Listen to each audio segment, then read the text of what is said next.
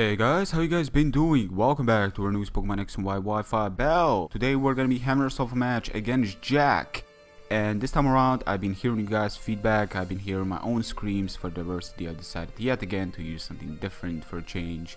This time, actually, we do have a Rapid Spinner and we do have a Stealth Rock Pokemon, so I guess that's some improvements.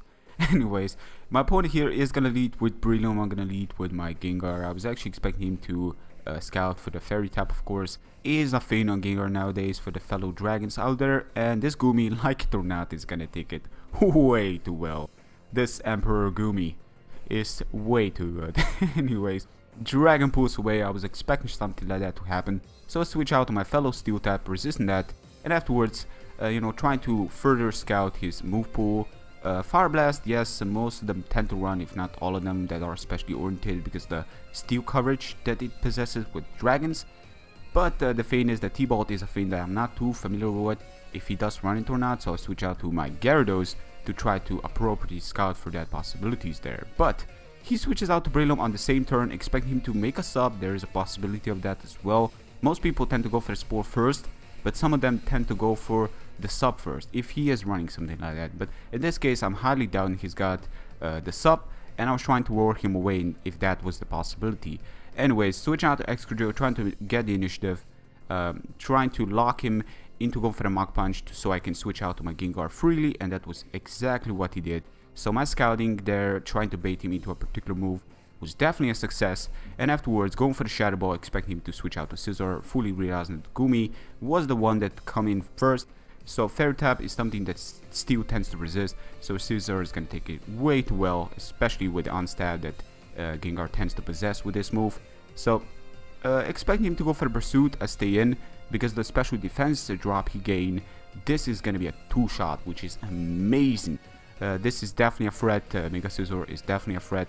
I'm actually trying to use a defensive Mega Scizor because that thing he possesses some really good defensive capabilities on taking moves, especially with Roos being a TM in this game. So bearing that one in mind, I'm definitely working on one. Expecting him to go for the Night Slash or something like that. Dark Pulse may be an option if he's specially oriented, but it actually reveals me he's got Water Shuriken, which is a physical oriented priority type move, and it's definitely a nice addition to see nowadays. I barely ever see that, which is quite funny considering that I always see this Pokemon being used, I swear to God.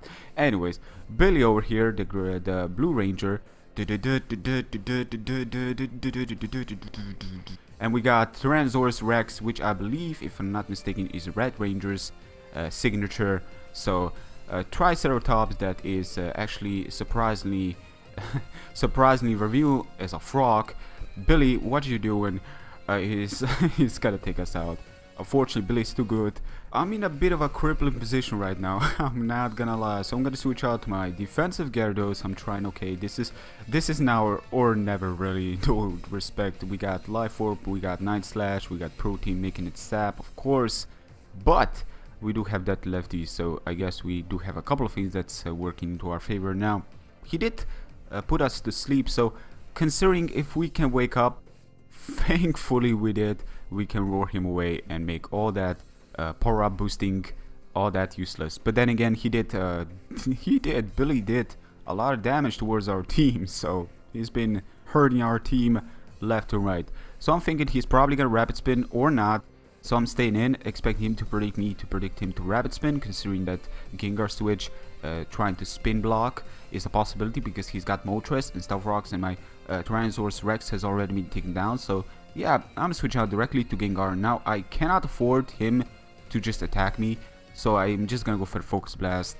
I know it's a very silly move to go for considering, but then again, he does resist my my Fairy type, so I'm gonna need to go for it. He does make the great move by switching out his Emperor Goomy, and Emperor Goomy taking it way too well. Switching out Rotom, he does score a crit, and this crit is actually, well, it does give me to a range where Citrus Berry unfortunately is not gonna help me out. So I'm gonna go for direct Shadow Ball, doing barely any damage, but surprisingly, you're gonna see. Anyways, this Dragon Pulse is yet again, like I said, it's gonna be a direct 2-shot because the crit Citrus Berry didn't really work out into my favor at that point.